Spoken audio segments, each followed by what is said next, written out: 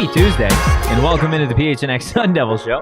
I'm Anthony Totri. What the fuck? Joined as always by Liam Arrow. Arrow. There it is. Big Pokey Shane Dieffenbach over Hi. here. Everybody in the chat. Oh God. Hey, hi, how you doing? I jump scare warning. Oh, good God. Yeah, that was crazy. Hey. That was That crazy was for a second. definitely planned. Yeah. Oh, absolutely. That Guys, was so wild. we have a lot to get into today. I got an apology for Deion Coach Prime Sanders at the end of the Wow. show, so stay locked in for that at the very end. I forgot this is the first show since the Prime incident. Yeah, we've got some Kenny Dillingham, Beau Baldwin, and Jaden Rashada sound that we're going to get to here in a little bit, previewing the Oklahoma State matchup. We're going to take a little bit at a look at the expectations.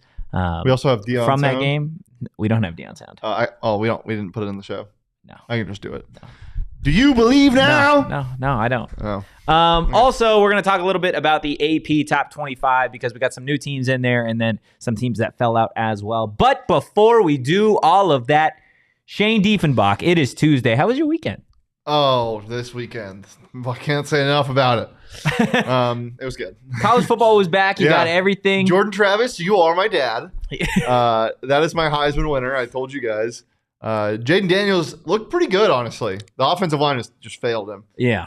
I'm so glad I'm not a fan of a team that he's on anymore because every single time the man runs the ball, he runs with reckless abandon. He runs like Bambi, and everybody that is on the field on the opposing team's a hunter.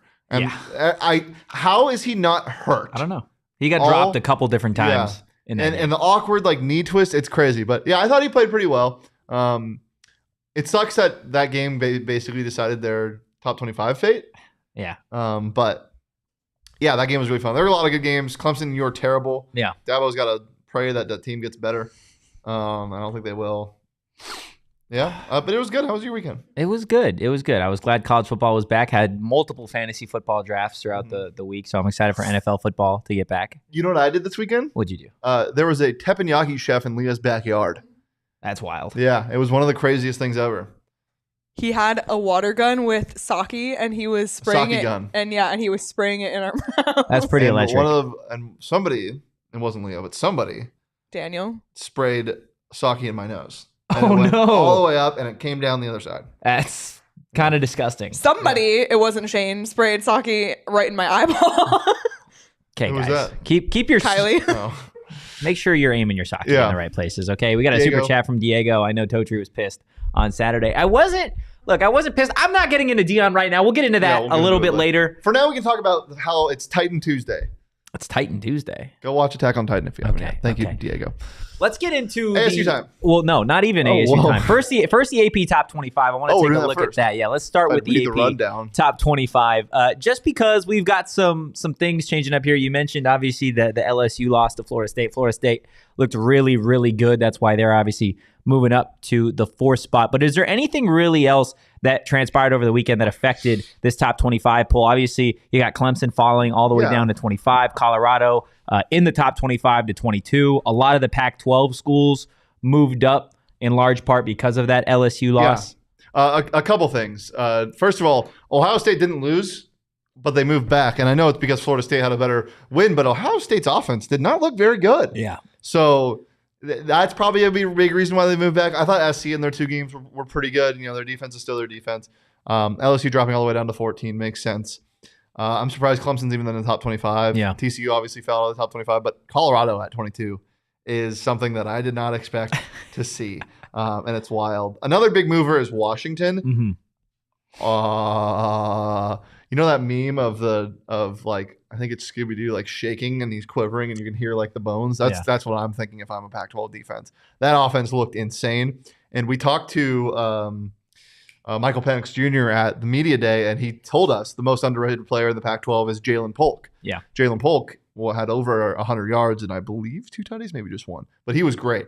The Pac-12 looked awesome. Obviously, they're undefeated, but they looked awesome. Yeah. I mean, if there's a team that just blew me away, and they didn't move a whole lot in the AP Top 25, but you look at a team like Oregon, I think there were a lot of questions going into the season just how good that offense would look.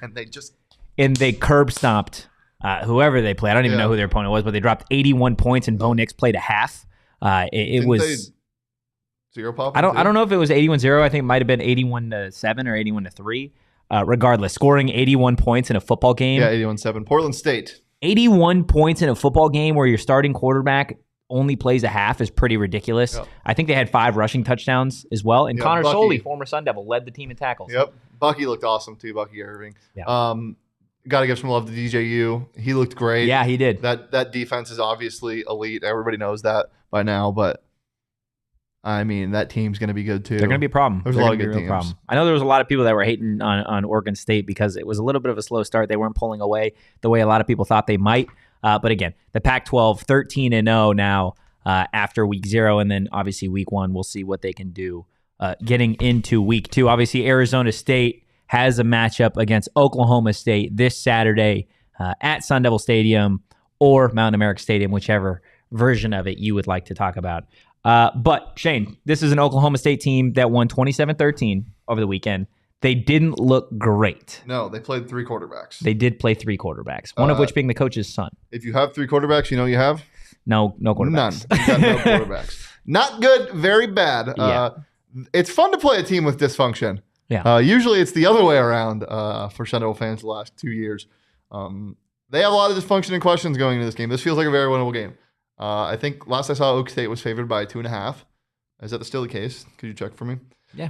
But this is an Oklahoma State team who is not who they are, who is not who they had last year. They have no Spencer Sanders, and Spencer Sanders, although I'm critical of how much he turns the ball over, is still a very capable quarterback of taking over a game and winning it himself. They don't have an X factor like that, but they got some good defenders, and their defense is where ASU is going to. Where ASU might struggle, specifically your freshman quarterback Jaden Rashada. They do a lot of different things on their front. They move guys around a ton, and it's hard to game plan around. So game planning for a freshman quarterback is never easy. Game planning for a freshman quarterback against a complex scheme on defense is going to be even harder for this team. Absolutely. Oklahoma State is currently favored by 3.5. 3.5, it moved. 3.5 points. You can get Arizona State at plus money, and then the over-under is set at 53.5 points.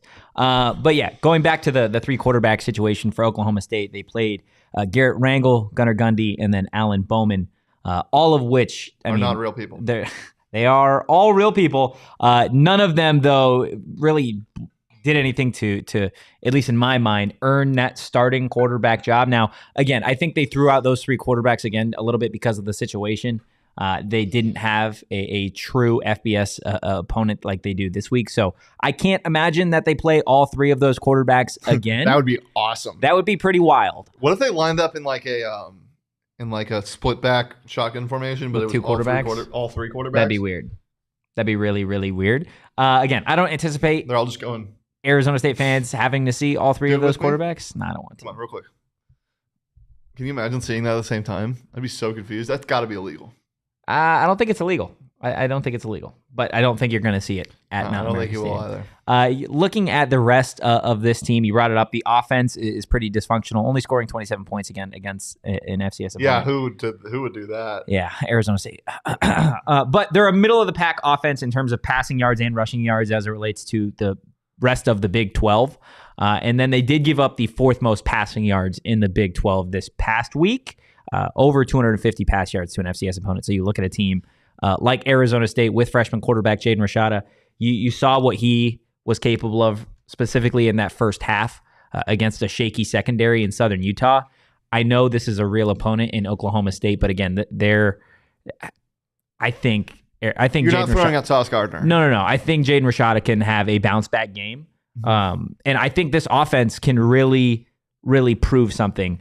Going into this game, and that's why it's in the headline, right? I think Arizona State can have a Deion Sanders Colorado-like jump this week, at least in terms of a national perspective, because people see that Southern Utah win and they're like, "Oh, it's Arizona State." Yeah, no, the win makes this team seem unassuming. They're not going to do much this year, and that's just so far from the case. And I know I talked a lot about last week how like I'm not going to sit here and act like the second half didn't matter because the rain delay, like it did 100%. But that is not this team, and I think they, especially Rashada seems like a microwave type of guy where like if he connects on that first pass, watch out. Like he might just get hot, and everything might be perfect from then on. He doesn't seem like a guy who's gonna ebb and flow, but he does seem like a very hot and cold guy if things start to go wrong. So I really, really, really hope that Rashada's first game under his belt can help him ooze confidence as Kenny wants him to, especially against Oklahoma State. And regardless of what you think about Oklahoma State, regardless of what you think if they're going to be good or bad this year, a win over a brand like that for a freshman quarterback it would do wonders for him. Yeah, absolutely. I mean, we'll get into everything as it relates to this Oklahoma State roster really as the week goes on. But you bring up defensively, and this is really what the coaches were talking a lot about today, and we'll get to that sound here in just a little bit. But that is going to be, I think, the side of the ball that wins the game. It's going to be Arizona State's offense versus that Oklahoma State defense. Yeah. And if Beau Baldwin and company are truly able to dissect and scheme apart that unit, then I think it should be a pretty good game for them, because you look at what Arizona State's defense accomplished against Southern Utah. And I know the 21 points isn't great, but you look at how they did in comparison to the rest of the Pac-12, obviously undefeated, and most of which playing FCS opponents as well. Arizona State's defense fared pretty well, aside from a few hiccups here or there. Yeah, shout out LTC saying on September 25th, 1993, ASU hosted Oklahoma State, got the W, and it was Jack in the Box night. I love me some Jack in the Box tacos. I love me some Jack in the Box. Jack in the Box tacos. Fuck. They're elite. They're absolutely they go insane. Elite. Guys, we're going to go ahead and get into that sound from the coaches and players today. But first, I want to tell you guys a little bit about Four Peaks. College football was back this past weekend, and NFL football starts on Thursday. So when you're watching whatever game of your choosing, make sure you have an ice cold Four Peaks brew with you, whether that be a hazy, a wow, a peach ale. They've got it all over at Four Peaks. And it's pumpkin porter season, guys. Get in the fall state of mind with nutmeg, allspice, and toasted pie crust. It is crazy to me that there is alcohol that tastes like fall. It's amazing. Tastes like pumpkin. They got mad scientists over there. They do. At Four Peaks. Guys, visit fourpeaks.com/locator to find all your favorite brewery tours and events. Stein holding Oktoberfest and Haunted Brewery tours are right around the corner. Check out at Four Peaks Brew at Four Peaks Pub to keep up with the latest at Arizona's hometown brewery. You do got to be 21 years or older to drink Four Peaks, and please drink responsibly. If you were able to have a mad scientist of Four Peaks for the day and create your own beer, what flavor would it be? Ooh, that's a good question. That is a great question. If I could pretty much just create a Four Peaks beer of my choice. What flavor is it? Oh my goodness. Cheese? No. Cheese flavored? That sounds kind of awful. Let me go. I kind of give me cake. Like a frosted cupcake. Ooh. I think that might taste good. The people at Four Peaks, it definitely. They can make anything taste good. Yeah. Okay. I have a pick of the week for you. You have a pick of the week? Whoa. Yep. Bruh. Okay, let's hear it. You already get pick of the week on right now. Riddle me this, Batman. Why is Oregon only favored by 6.5 points against Texas Tech, who's not going to be a real team this year? Did you see what happened to Texas Tech in week 1, Anthony? Yeah, they lost. You know who they lost to, Anthony? Nobody. The University of, shout out David Rodish, Wyoming. Shout out David Rodish. You wrote a story on that if you want to recap. David Rodish, great, phenomenal writer. Anyway, I'm taking Oregon and the points, -6.5 for Back in the Pack on Saturday.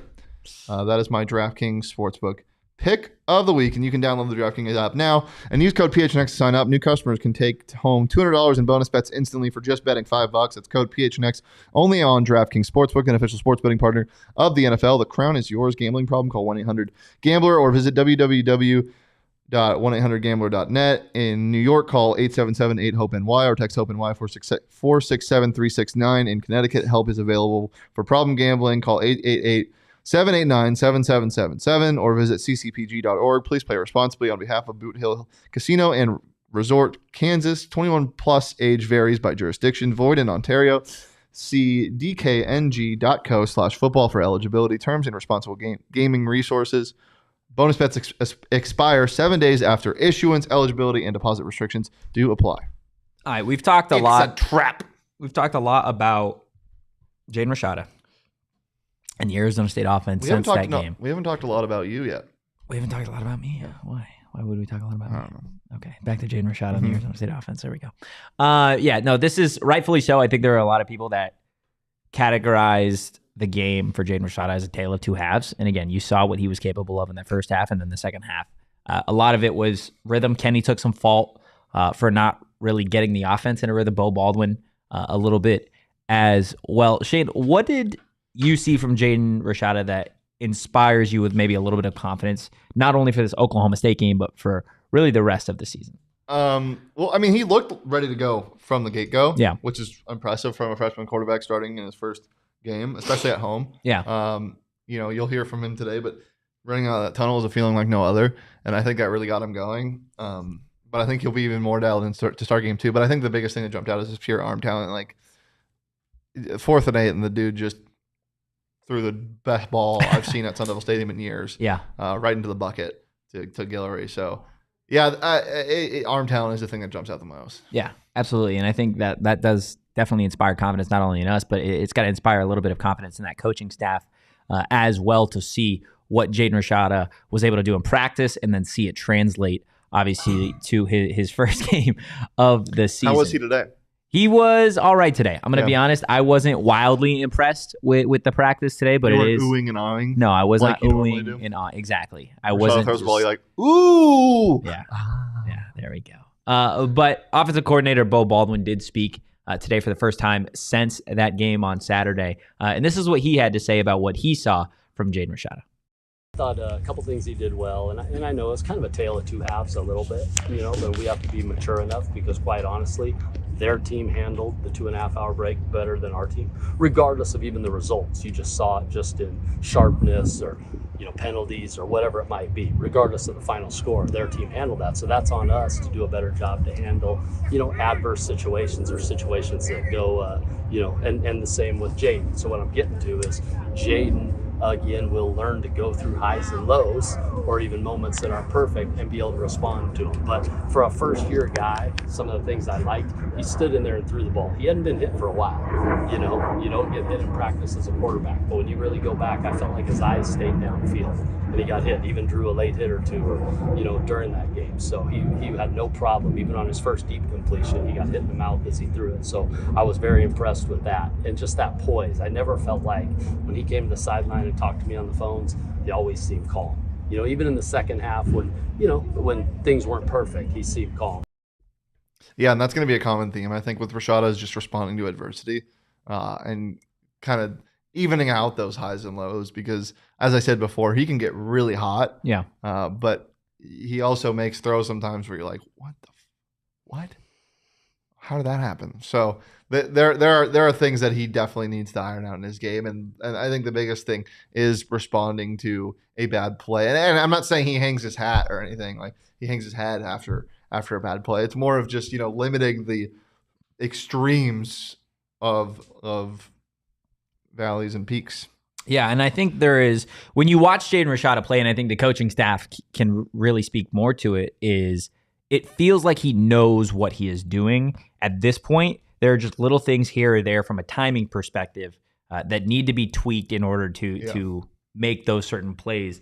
Leaving practice today, I was talking with a couple different people just about, we're talking about a wildly different game if 2 or 3 of those passes that Jaden connects in practice like he would if he does it in the game, right? If he connects on that Xavier Guillory pass inbounds down in the sideline, that's a touchdown. If he connects with Bryce Pierre along the left sideline or Elijah Badger as well, we're talking about Jaden Rashada throwing for over 350 yards and 4 touchdowns. Yeah. Obviously, that's not the reality of it, but what I'm saying is his head is in the right place. He's making the right reads, and he's making the right decision, but there are just a couple things from a sharpness and tightness standpoint that he needs to correct moving forward, and I think if he does those things, Arizona State is going to be a tough team to play. Yeah, Keck saying, so you want consistency like every other coach.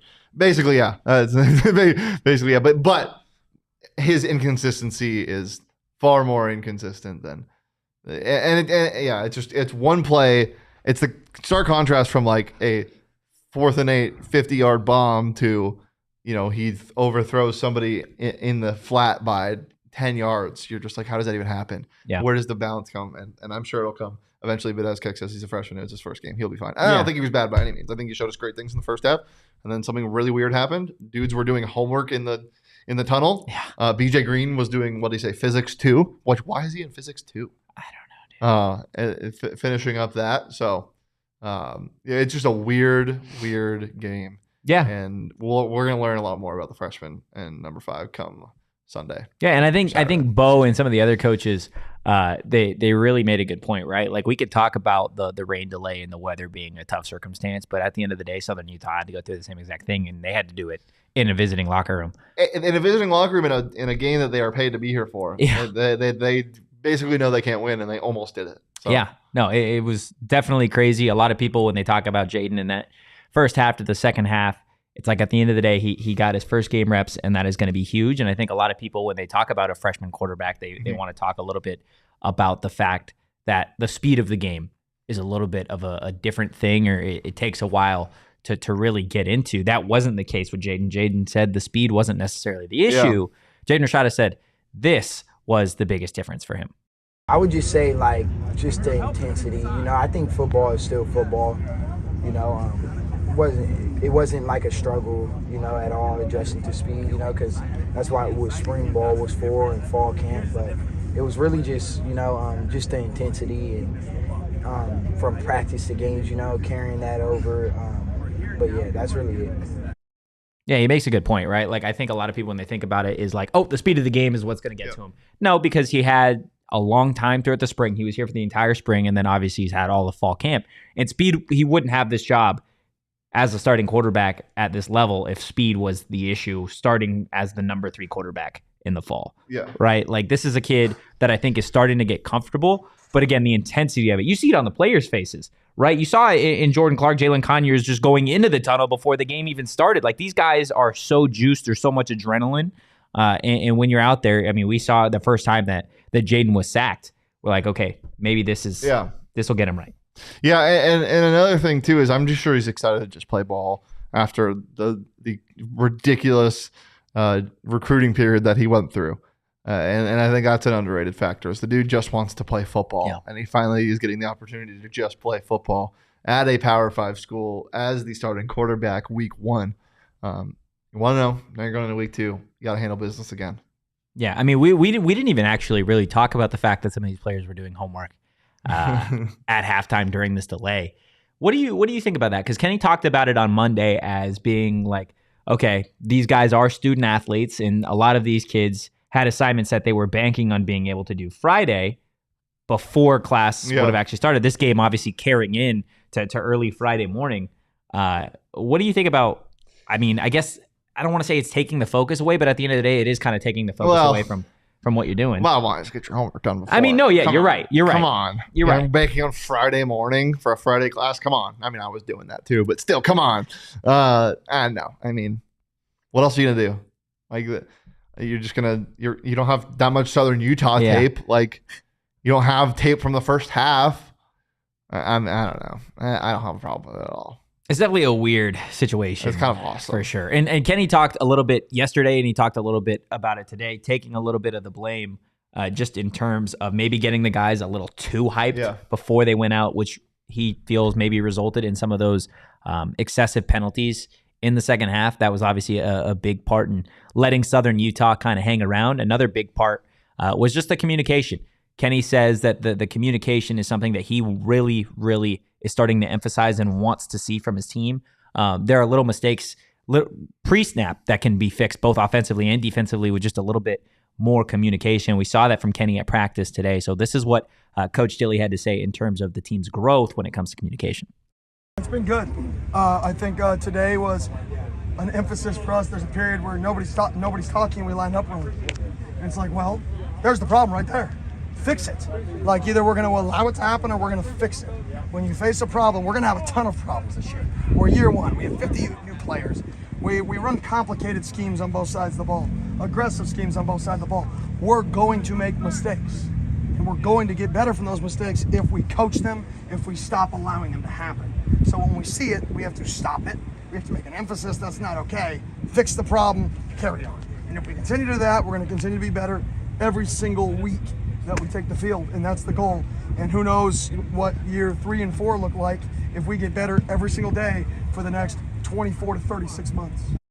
I think it's interesting you talk about communication, and obviously I think everybody understands that communication can change a play, can change a drive, can change a game. But when you're talking about developing communication for years on end, I think that's an interesting way to look about it. It's almost like we talk a lot about Kenny trying to instill a culture with Arizona State, and communication is something that I feel like we haven't necessarily touched on as being a key part of that culture. Yeah, I mean, when you're more comfortable and you know somebody's cadences, you know how somebody ticks, you know what a person prefers, you know the way like somebody likes a play read or you know a ball snapped to them. That just helps in general, and you're going to learn that by becoming closer with them on and off the field, and that's something Kenny's talked about. Is just like an underrated aspect of this is that we're building everything, not only the football and X's and O's from scratch, but just like a family from scratch. Like there's no like standard for what it was last year. Like this is just us, and we have to continue this. So these young guys that are here this year in 4 years are going to be the leaders of that culture. And it's something crazy to think about. Jaden Rashada in 3 years, his junior year when he's up for Heisman odds and he's teaching Butter Tollefson how to throw a football. Yeah. To throw a football? Damn. How to throw a 50-yard moon ball. There you go. That'd be crazy if you didn't know that. He's going to be the one leading that charge and teaching him what this culture means, what it means to be a Sun Devil in 2026. A while from now. Daniel in chat, if your coach succeeds, he will leave. So any moderate success will be short-lived.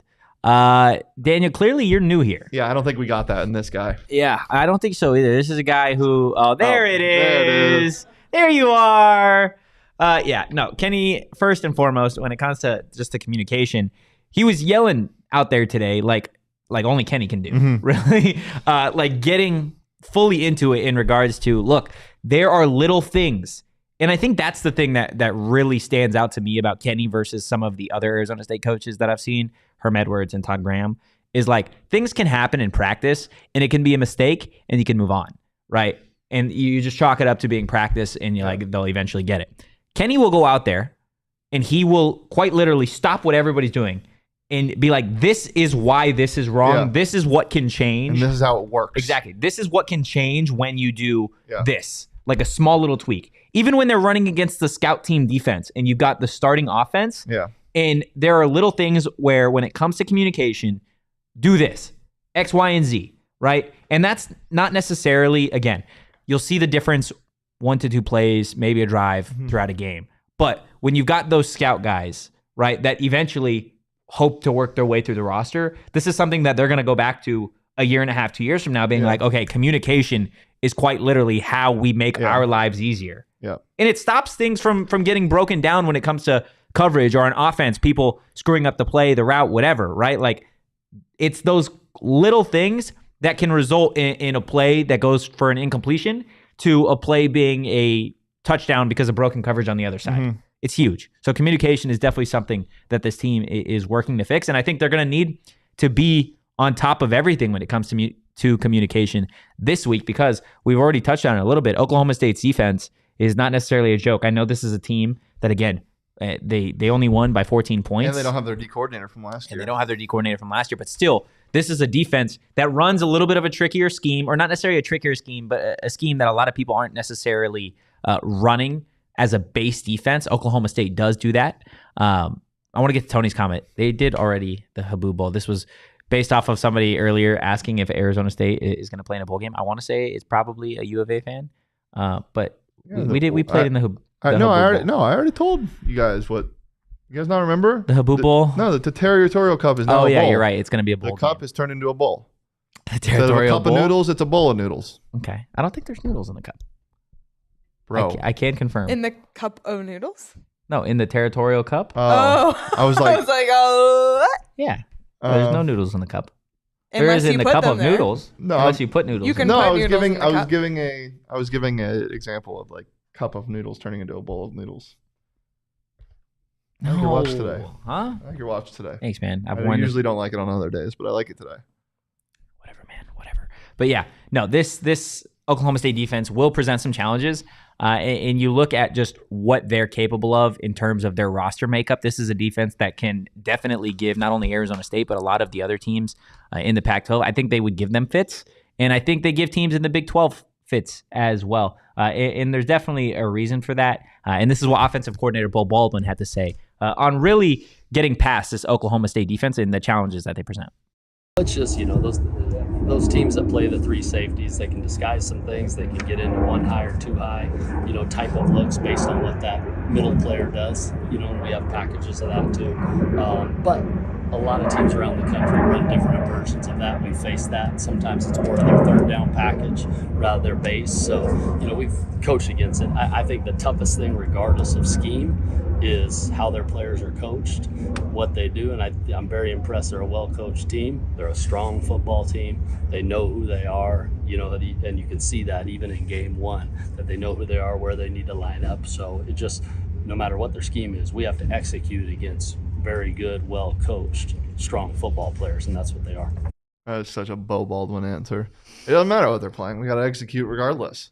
It is a unique thing. And one thing that is really fun about college football, and that college basketball kind of has, but doesn't really. I mean, college basketball has like unique games within each conference and how teams play each other, but you will never see, like in college football, it's so unique when you play another conference and their defense. Like, you will never see a team running what Oklahoma State runs in the Pac. Yeah. And vice versa. You will never see that, especially defensively. Offensively, a lot of teams run, spread offenses and power run schemes, whatever, but not a lot of teams will run the same defense, and a lot of Big 12 teams run what Oklahoma State's going to be running. And it's really interesting. No, it is definitely interesting, and I think this is going to be a really good test for this Arizona State offense. Obviously, Fresno State is what Fresno State when it comes to week 3, but I think looking forward to the rest of the defenses that Arizona State will play throughout the remainder of the season, Oklahoma State has the potential to be one of the trickier ones. Obviously, you look at a team like Utah,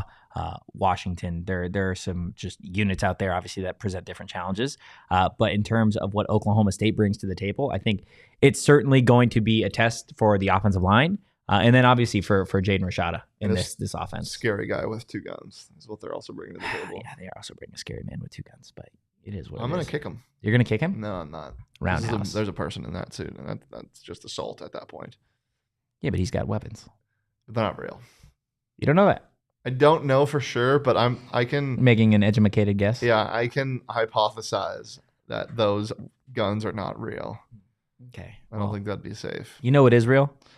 I was thinking of a joke because it sounded like you said Israel, but I couldn't think of anything. OGs. What is real? OGs is real, and the effect that OGs has on me personally is super duper real. Superhuman? It gives you superhuman strength, not actually, but it makes everything more fun, more chill, more relaxed, guys. Check out OGs. They have literally the best scratch-made gummies around. They've got flavors for everybody, whether it be red apple, watermelon, blackberries and cream. The peaches and cream is absolutely my favorite currently. And they've got something for everybody. The Aquaberry Sleep Edition as well. If you're not huge on getting super, super high and you just want to take one to maybe get ready for bed, that is definitely the one for you guys. Plus, the fruits and the creams are available in both a Sunny Sativa and Mellow Indica blend, allowing you to customize your OG's experience based on mood or time of day. Check out our friends at OG's Brands for yourself and try one or a few of their many delicious flavors. Check them out across all socials at OG's Brands and online at ogsbrands.com to find them at a local dispo near you. You must be 21 or older to enjoy responsibly. Love enjoying some OGs responsibly. I will never enjoy my Burrito Express responsibly because I just want to house it as fast as possible, and that's not responsible. You should eat slow and chew your food.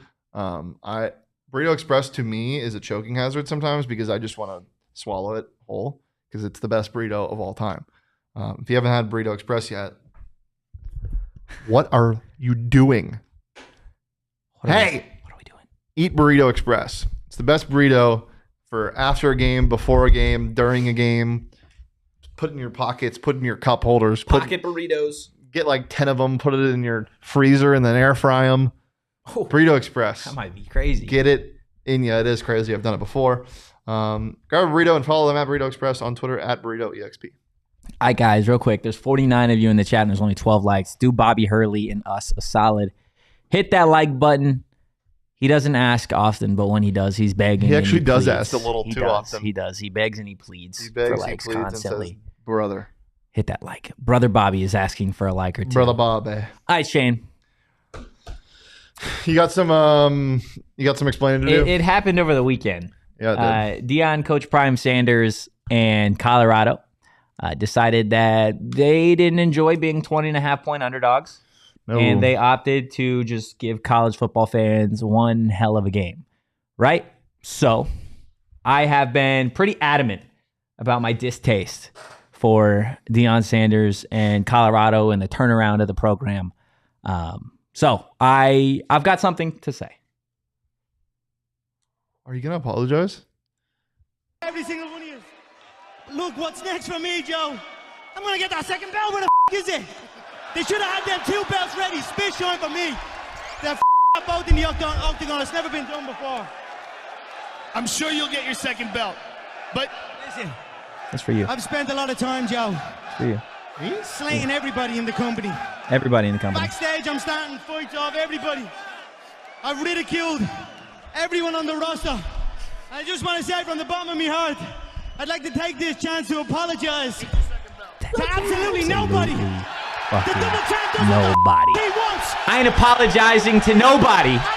Not now. You were wrong, though. Not later. You were wrong, though. I'm not apologizing. Look, I am not going to apologize because one game is one game. No, I will say. They look like a real team. That's not what I'm saying. They do. I will say that their win against TCU, very impressive. Shedeur Sanders, wildly impressive, breaking the school record. Travis Hunter did what I didn't think he could do. And what? could be in the conversation for a Heisman. Could be. He could be. But I am not going to sit here and apologize because it was one game. And if they would have lost, it would have been the same thing. It is a long season of college football. I will go out and I will say that I will shout out Deion because if my son went out there and broke a school record when we were 20.5-point underdogs, I would have been all over television saying this and that and the other. Yeah. But I will not sit What here. do you think about them being ranked? I mean, you have to put them in the AP Top 25 because they beat a ranked team in TCU. I don't think it'll last. Again, Do you think they beat Nebraska? probably. They probably beat Nebraska. Do you think ASU beats Nebraska? Do I think ASU beats Nebraska. you think I think ASU beats Oklahoma CU? State. I do think Arizona State beats CU. So we'll see. I'm not going to sit here and apologize for what I said because I'm still not wrong yet. Ooh, me. They don't have 3 Heisman candidates. Ooh. Tom, Me. Shane. My turn. I would like to apologize. I picked TCU to cover the spread on bets. One thing I will say is, oh man, goddamn, Deion built himself a roster of like this is where I just didn't believe. I thought they would be. I didn't think they'd be abysmal by any means. I thought they would probably make a bowl game, but what I didn't believe was that they would be cohesive. And granted, that I'm not. The offense was explosive, and they've got some dudes, but that TCU defense is dog shit. We'll see. We'll see what happens in the next couple of weeks. CU's defense wasn't great either. But the cohesion on the offensive line, the cohesion between the receivers, the cohesion, even when their defense didn't look great. I'm just so shocked that they were able to put a product on the field that looked as good as it did. And we'll see if it continues. But it is impressive, and give credit where credit is due. Deion is doing something very special. And it's exciting to see because that makes college football so much more fun. Yeah. Having rooting interests like this. I mean, I don't remember the last time I woke up. Oh, well, actually, it was the first day of college football, but like, I don't remember the last time I was so excited to watch a TCU Colorado game or insert 2 schools like that. But No, you're right. You're right. people that aren't interested in college football wanted to watch that game because of the story. And everybody has an opinion. And that's great for the sport. Yeah. What's not great for the sport is some of the opinions being said. about what Deion had to say after the game, and I think that's just I don't mind what insane. Deion had to say, and I don't mind. You talk your talk. No, look, and I don't mind. There were a lot of people out there that were upset with the way Deion called out a reporter out there. I think it was Ed Werder, or it was some major network guy about asking him, "Do you believe yet? Do you believe yet?" And for the same reason that a reporter has every right to make an opinion on whether or not they believe that something's going to happen, Deion, at the end of the day, when you beat a team in TCU, has every right to question that reporter and be like, "What about now?" Every single right. But at the end of the day, LTC says that I'm drawing my line in the sand. I think what they did in week 1 was super impressive. Credit to Deion for getting that team ready and having just a crazy big road win. Shador did what he did. Travis Hunter, obviously. You got some more to say? A hand up. That man's game translates. Shador. Whoa! But again, dropping more dimes than a machine that costs a dime to put a dime in there. Yeah, there you I don't know what the phrase is, but we'll see. Again, if Colorado finds a way to win this conference, I said it earlier, you're going to catch me in a clown costume right here, right on this podcast. And a Deion face tat. That wasn't a part of the rule. But I will sit here in a clown costume, and you could throw tomatoes at me if you'd like for the right amount of money on a super chat. Dom saying, "Can we agree this year?" Yeah, we can. Yeah, absolutely. I don't think it's close. And I think we had an Top to idea. bottom. We had an idea going into this year that the Pac-12 was going to be a beast that people weren't necessarily sure of. But you look at some of the major players in terms of college football. Clemson looked like shit. You know who looked good? Jordan Travis. The university at Cal Berkeley. Cal looked awesome. They looked. They hung 50 on who? Yeah, we didn't hang 50. No, we didn't hang 50. They hung. I don't know how many they hung, but they hung a lot of points. Look, everybody in the Pac-12 is undefeated going into week 2. We will see what they're capable of. But again, I'm going to stand on the hill that I don't. Are you going to die on it? I'll die on the hill. Okay. I'll die on the hill in clown costume if Deion does what he says he's going to do.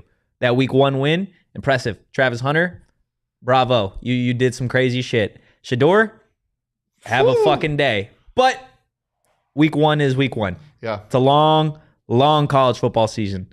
I like Sean's. This is the only thing that matters. Thus far, no question. Yeah. Thus far, it's been amazing. And we'll see if it continues. And I hope it does because it's good for the Pack. Now, also, Mike Norvell with a giant win. He needed that win, by the way. Yeah. He absolutely needed that win after what Deion did earlier. Because if FSU at any point stumbles, you're going to hear all the Deion to Florida State. Yeah. You talk about 2 different quarterbacks in one game. What in the good God was Jordan Travis doing in that first half? I don't know. Oh, my God. He was like, hey, you're on the other team, right? Here you go. Here you go. Hey, here you go. And they weren't catching him, but he was trying. And then in the second half, just absolutely dialed. That football game was so fun to watch. They were hitting each other so hard. That's football, baby. They were being so mean. Dom, under. Over, under 8.5 wins for Colorado. I'm taking the under every day of the week. Look, I told you, I'm not going to sit here like Colorado just won the national championship. TCU is not a ranked team, but I don't want to take this win away from them because they looked really good. No, they did. And a lot better than I thought. But as Don says, TCU's defense was terrible, and they should not have even had a number to begin. How many starters did they bring back? Like 2 TCU? on defense? I don't know, but the rest of their starters play for the Los Angeles Chargers. So, I don't know. I don't know what Colorado at this point is going to do. I think they're under the 8.5. I think if you got Shador Sanders, Travis Hunter in that Heisman conversation before that game, bravo to you because those odds are only going to get worse as the season goes on. You want to hear something awesome? Let's hear it. I bet on what's his name? Why am I blanking on his name? Shador? No. Travis? Yeah. I bet on Travis Hunter's odds to win the Heisman at plus 8,000 on BetMGM. And not 2 minutes after I did that, they went down to plus 5,000. Yeah. He looked good, man. He looked good. My question, and look, my whole thing with Travis Hunter was never that he was untalented. Yeah. That was never my issue. My issue was more so when we get to week 3 and you're playing 100 snaps a game, offense and defense, and then you get to conference play, right? Yeah. TCU, we brought it up. TCU, this was obviously a team that was in the national championship last year. Their roster is wildly different than it was a year ago. I expect them to beat Nebraska. I expect them to beat Colorado State. So yeah, they probably head into conference play at 3-0, which in and of itself is a giant win for that program and Deion. But when you got at Oregon and then you play SC right after that, those are your tests. Yeah. I'll sit here and I'll apologize when you go stun at Oregon with Bo Nix, who just hung 81 on a FCS school. And then you go compete with Caleb Williams, the reigning Heisman winner. Okay, and that would be week 4, week 5 after Travis Hunter has played 600, 700 snaps, it feels like. Yeah, if we get to week 5 and Travis Hunter scores a touchdown and picks off Caleb Williams, shit. Yeah. No, again, and that'll be the time when I sit here and I eat my words, and I will absolutely apologize and bend the knee. Totri's gonna have a mukbang with all the shit but he said. I am not gonna. I'm not gonna bend the knee to Deion Coach Prime Sanders quite yet because it's one game. One game, non-conference opponent. We'll see what happens when conference play arrives. Shane, anything else as it relates to Colorado or anything else for Arizona State? Obviously, we're going to be talking ASU versus Oklahoma State the rest of the week. Not really. Go get your Jordan Travis odds right now. Shedeur Sanders is a good quarterback. A good Division I quarterback. They hurt for you. No, a little bit.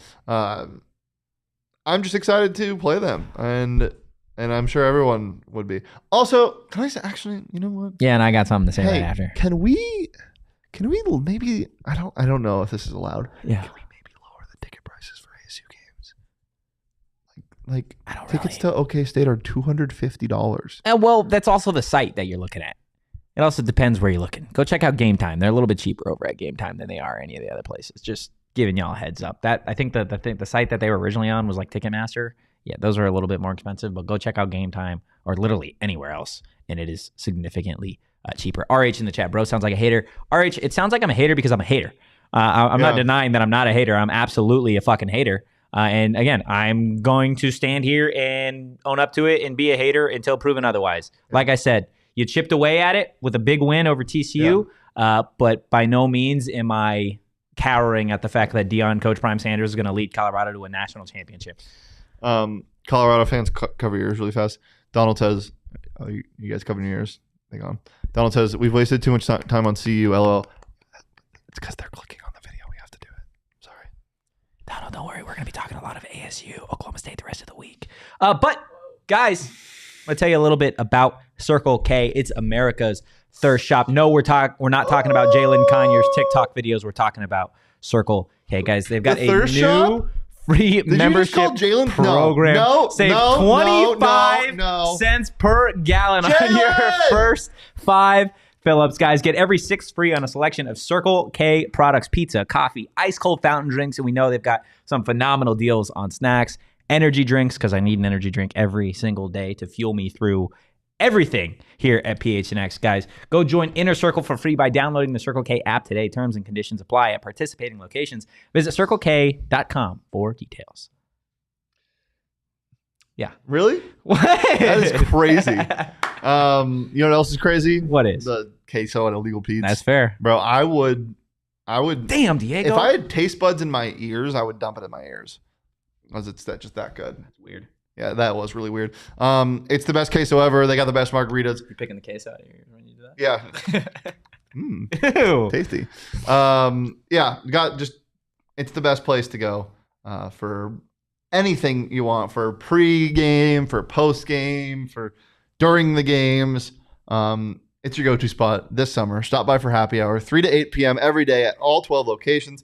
Illegal Pete's, the go-to spot for burritos, buddy, and beers for 28 years. Yeah, absolutely. Illegal Pete's is the one thing that U of A fans, ASU fans, and Colorado fans can all agree upon because Illegal Pete's is in Tucson, Tempe, and Denver. There you go. Guys, we are going to be back Wednesday at 2 p.m. We're going to have sound from Oklahoma State coach Mike Gundy on what he has to say about the upcoming matchup against the Sun Devils. We've also got an Oklahoma State reporter who covers the team daily. He's going to be on the show tomorrow as well to talk a little bit about the challenges that they might present for Arizona State. So definitely stay locked in tomorrow at 2 p.m. Give us a follow over on social at PHNX_Sun Devils. You can follow me on social at Anthony_Totri. You can follow Big Pokey over here at Shane Dief. Just being honest with myself as always. Okay. and with you guys. Trying to be honest with Totri as always. I'm a hater. I'm gonna stand by it. Sorry, Deion. Sorry, CU. But I don't give a fuck. Oh. See you tomorrow. Bye bye. Peace.